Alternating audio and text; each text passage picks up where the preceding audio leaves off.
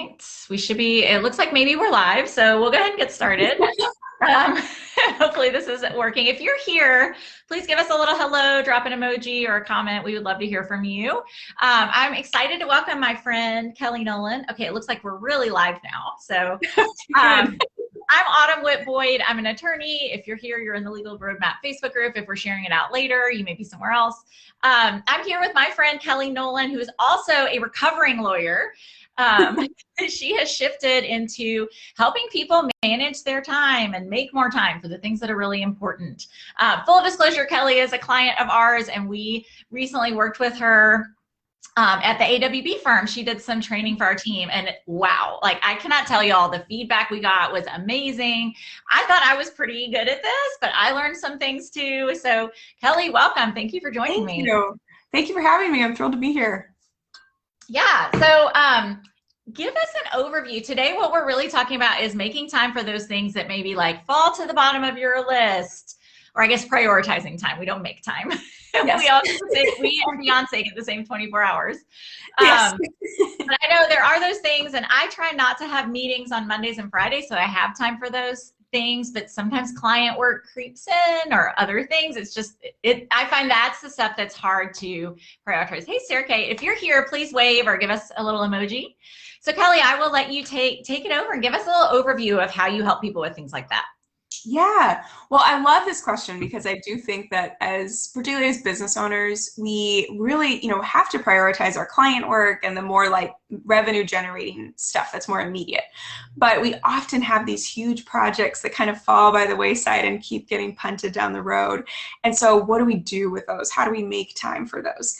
And so I really help people do that. And one of the biggest takeaways, like if there's any takeaway that you can have from today, is just really trying to move away from to-do lists and instead really tying the things you want to do in your life to time. And by that, I mean, when are you going to do it? How long is it going to take you? And does it fit with everything else we have going on in our business? And so that's obviously very simplified in terms of what that actually means. That's so easy, Kelly. Yeah, I'm like, that's it. That's all you got to do.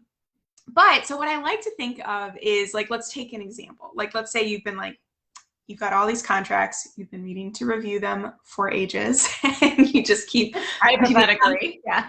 Yes. And so, obviously, if you're working with Autumn, you like maybe schedule a time in your calendar when you'll actually reach out to Autumn. And I know that sounds silly just to like schedule time to reach out to someone, but then it reminds you to do it when you're in front of your computer, maybe on a business day, things like that. So it's a great just way to help out future you.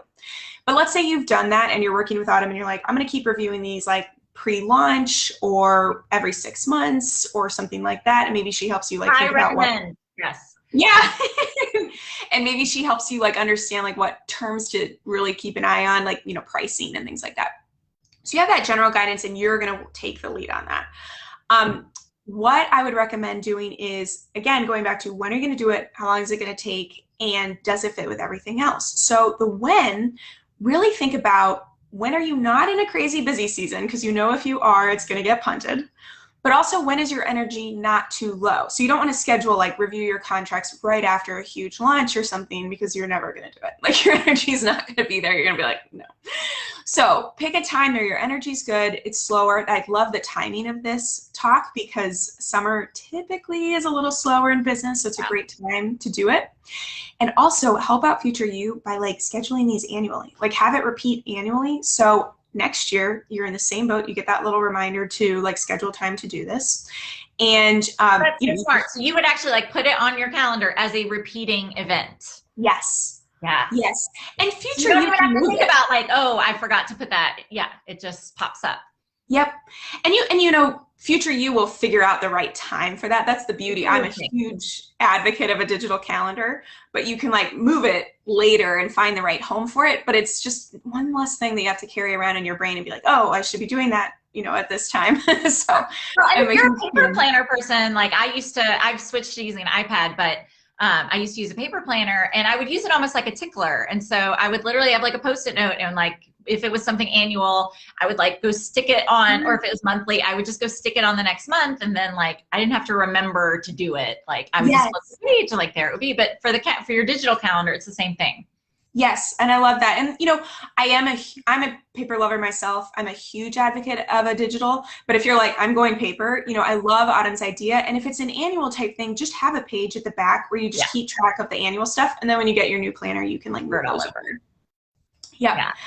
And then you got to think about like, how much time do you need to do this? And in these scenarios, I recommend just, really thinking about how many contracts am I reviewing in this example, or whatever it may be. Like, breaking it down into the bite-sized steps will help you better estimate how much time. And then I would actually, for these types of things where you're like, I'm not really sure how long it's going to take, I would double it. I would double the amount of time you think it's going to take and just block time for that. So if you think it's going to take you like 6 hours to review all your contracts, maybe do, 3 2-hour blocks, or even like a couple hour-and-a-half blocks. Like some of this stuff can get a little tedious, so you might just want to be realistic about how much time you can give to it. And get specific in those blocks of time. So be like, I'm reviewing these 2 contracts during this block of time. I'm checking out these terms. Or if you want to just duplicate it for those 6 hours, that's fine. But again, be clear of, these are the contracts I'm reviewing and these are the terms. Because then when future you goes to sit down, she knows like what she's doing, instead of like, now I have to figure out my game plan and I'm not motivated to do this right now. Oh, I love that. Yeah, talking about like estimating time, that's been one of the trickiest things as our team has started doing this. Something I've started doing, because we are using your system, so I put everything on my calendar that I have to do for the day with little time estimates. I don't put anything on there with less than 30 minutes. Yes. Because I know like by the time, even if it's a 5-minute task, I know like I've got to go and pull it up in Asana, or I've got to like look at my notes. Like there's always, and even just like context switching, it always takes a little bit longer than you think. And then like, if it's quick, like, oh great, I can go ahead and move on to the next thing. And like yesterday, I just like was rolling through things and I was able to like kind of move some things up, which was great. But there are definitely other days where like, oh my gosh, that took an hour and a half and I thought it was going to be 30 minutes. So yes. I love that you say that, because a lot of people are like, it's only going to take me 5 minutes. And like, it might, like there are scenarios where it does, but like across the board, typically, I mean, we all know that, where you're like, I'm going to respond to this email. It'll take me 5 minutes. And like 20 minutes later, you're still typing your first draft and you're like, oh my gosh. So I love that you're saying that. And I agree that underestimating is a challenge. It's probably the #1 challenge. So don't beat yourself up or give up just because of that, but just like continue to kind of learn how long things actually take you. And as Autumn's saying, overestimate in the sense that it's a game of averages. We want it to like work out across the board. And I'd really rather you have bonus time than fall short each time and like feel defeated by it. Absolutely. And I love your example. I think when we think of CEO tasks, sometimes we think of like planning, or like, what is my launch strategy going to be? Like those kind of big picture. But not everyone thinks about legal as falling into that. And I'm a big advocate. We've talked about this. I think contracts are the foundation of your legal planning and protections for your business. And so many times we'll like do a lot of work. Maybe we'll work with a lawyer, or we'll buy a template or something for a contract, like our client services contract, like the way you make money. And then it's like set it and forget it. But we're always changing the way that we work with people, or, we maybe launch a new program and it's a little different. And we forget that like, oh, I've got to make sure my contract actually matches the way that I'm doing business. And so that should almost be like part of your launch plan, is like, go check those terms, make sure like I didn't change the refund policy and I forgot to update it. Yeah. Because we do sometimes see that when there's problems and clients come to us, and then I take a look at the terms and they're like, well, on the sales page it said this. I'm like, well, your contract doesn't say that. So now we're in this kind of a mess. So I'm a former IP attorney and I do this myself. Like I'll be like, I changed the sales page. We're and all guilty of this. Yes. The contract, like the contract. And also even like saving the contract version for each launch. Because, we all like tinker with it and change it the next time. And then if there was ever an issue, you're like, what version did they agree to? We did have this come up with another client. I'm not sharing anything confidential. This is very vague, but who, like a former student of hers, had copied some of her materials from a program, but it was several years back. And so exactly like you said, we had to kind of go back in time and see, well, what did she agree to in 2016 or whenever she went through the program? And it was really, this client was very organized, so it was very easy to find. Good. Which version of the terms had been agreed to. Good. But I know a lot of us just like, we don't even save a new version of the document. So that's a great pointer. Yep.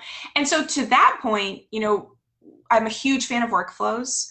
And I think that having that in your workflow of every time we launch a program, or, if you're doing more evergreen, maybe just like every quarter I check on this stuff, or 6 months.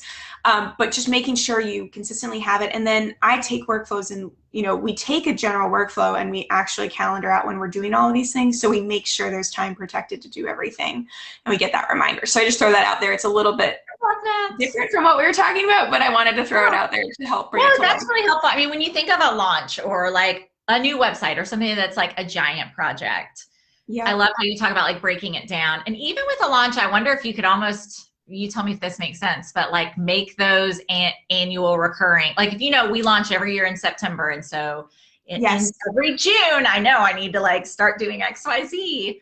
And if you've done all that hard work of like blocking that time, then you can just kind of copy it over. Yes. And if you have that consistent of a schedule, then it works great. My business is not as consistent, but, or we just kind of have to like pick it in different times, but you still can take that workflow and calendar it out. But to Autumn's point, it is so smart to do that for other things too. Like, don't just limit this. And I'm going to do a little bit on the personal side, but like birthdays that you have for friends and stuff. If you're like, for this friend, I text every day or every birthday at this time, repeat that annually. Don't just have that like full day thing because like we see it, we forget it.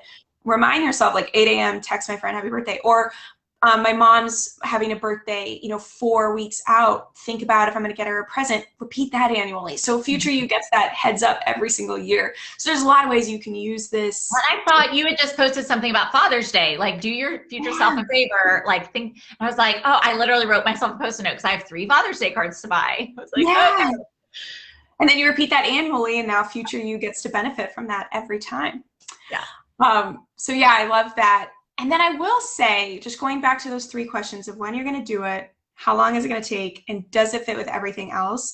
A huge, huge part of this that a lot of people struggle with when it comes to time blocking. They're like, I've blocked time to do this before, and I just keep like ignoring it. That was me going into our training. Yes, I was like, I've tried this. It doesn't work. Yeah, totally get it. The tricky part is you really have to be able to trust that protected time, you really can focus on it, and that everything else has time protected in the future to deal with it.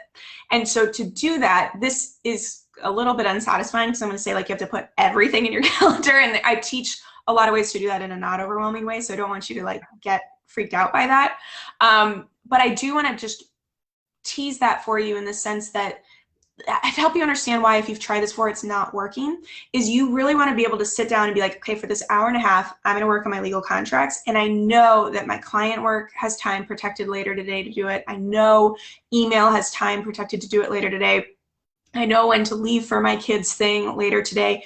Not that stuff does not have to happen right now. I don't need to think about it right now. This is truly what I need to focus on right now, and I can focus on right now.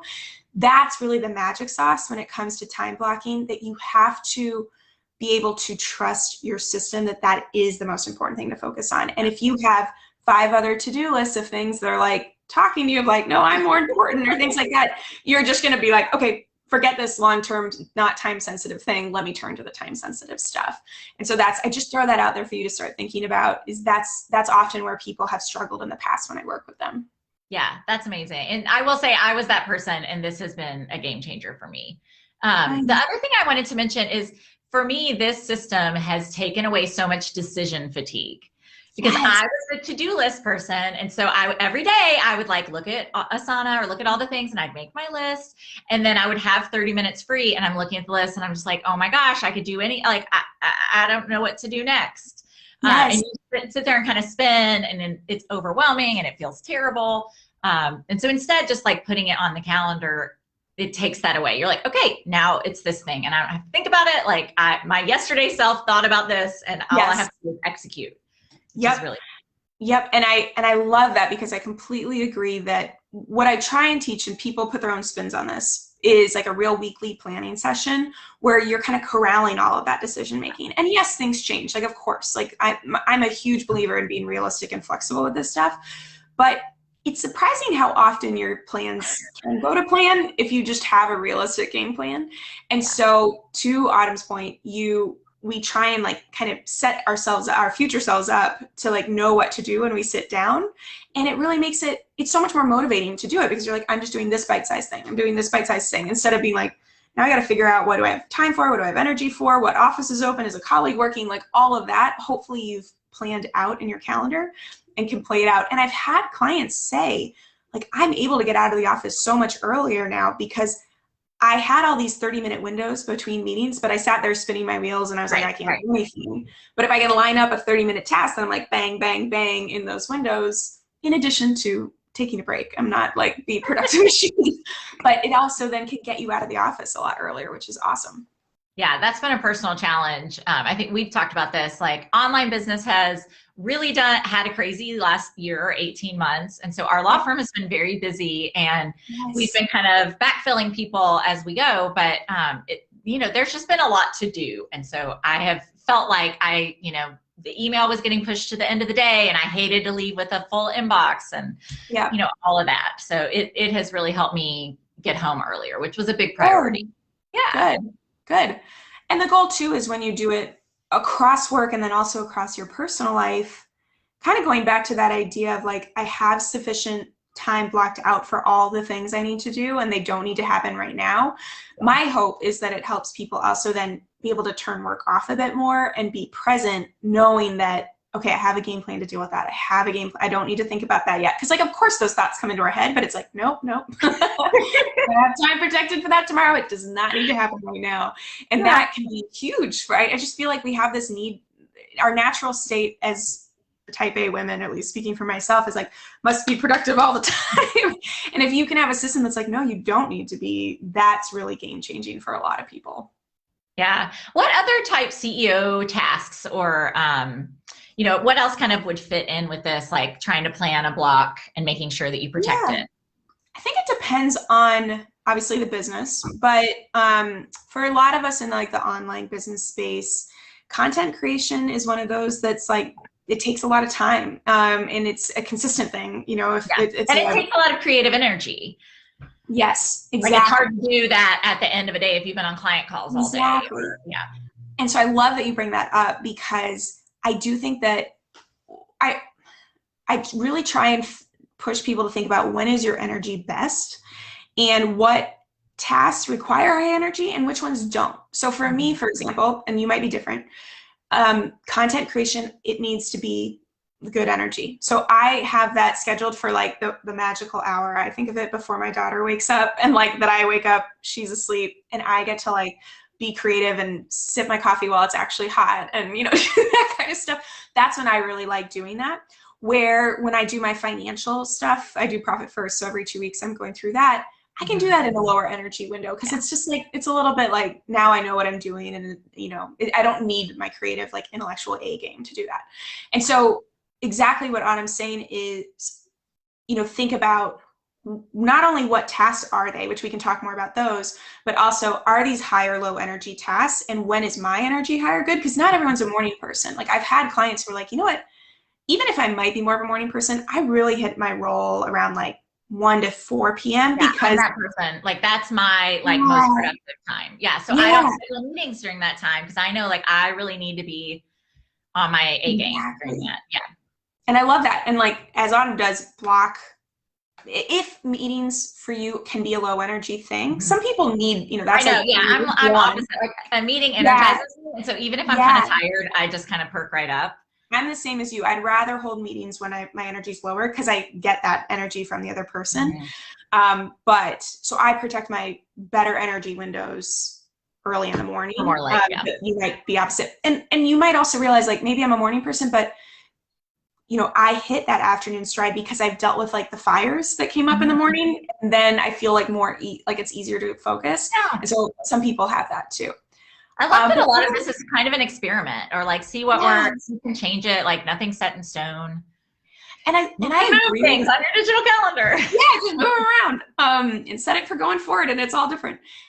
But that's a great point, because there's so much productivity advice out there, are like, do these 20 things in the morning when you wake up, and this is how everyone should do it, and it's cookie cutter. And like, I don't think any of us know exactly what will work right now if we've started fresh. Like we have to experiment a bit. And also, I mean, we've all learned this with COVID, but like life could look totally different in 6 months, a year, and you're going to want to shift again then. So Yeah. don't Well, wait for like that. you were saying, I used to get up an hour before my kids. And then like my daughter started waking up with me. And I was like, well, this is great. Like I'm up an hour early, but I'm just hanging out with her. Yes, not what I planned on. Yeah. And I went through this phase where I would get really angry. And then I was like, I'm just going to stop doing this. This is not working. Like we're going to move some things around. Exactly. Yeah. It is okay to change. Yeah. Yeah. And then the pandemic threw everything out the window. So Totally. mm-hmm. And that's good. It's good to realize like it's going to change. Let's just find what works for now. And when it kind of breaks or stops feeling as good, move it. Yeah. And along those lines, like listen to yourself. If you're ignoring your calendar alerts going off all the time, like that's okay. Don't beat yourself up. Just think like, one, do I want to do this anymore? Maybe you don't. And two, maybe just it's at a different, like it's at the wrong time, and like just play with that. Yeah, I love that. The last thing I'll say is one of the most helpful things from working with you on this was kind of realizing I was trying to put my to-do list did not align with like the amount of hours in the day. And so I was constantly feeling defeated at the end of the day. I was constantly like moving things to the next day and feeling like I hadn't gotten enough accomplished. And just like putting it in the calendar and working through your system has really shown me like how to be more reasonable. And I think our team has seen that too. That's feedback we've gotten. It's like, oh, I was trying to do too much. And like, definitely. Yeah, and I think it's like it's there in black and white, and even with the home stuff too. It's like, there's literally not enough hours in the day to do all these things. Like either I need help or we need to move things around, or maybe some things don't need to be done. Like there's lots of options.